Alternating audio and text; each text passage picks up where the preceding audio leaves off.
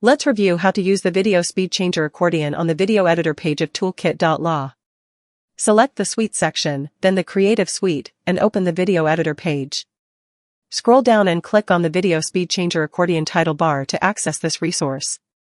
This tool modifies video playback rates directly in your browser. Select your source from local files or cloud storage like Box, Clio, Dropbox, Google Drive, or OneDrive. For unconnected cloud services, click Connect Account to authorize access. Once linked, use the Open Picker button to browse and select your file. Use the Preview player to watch your footage before making any adjustments. Then select your desired playback speed from the drop-down menu. From the Content toolbar, click the Change Speed button to apply your adjustment and process instantly.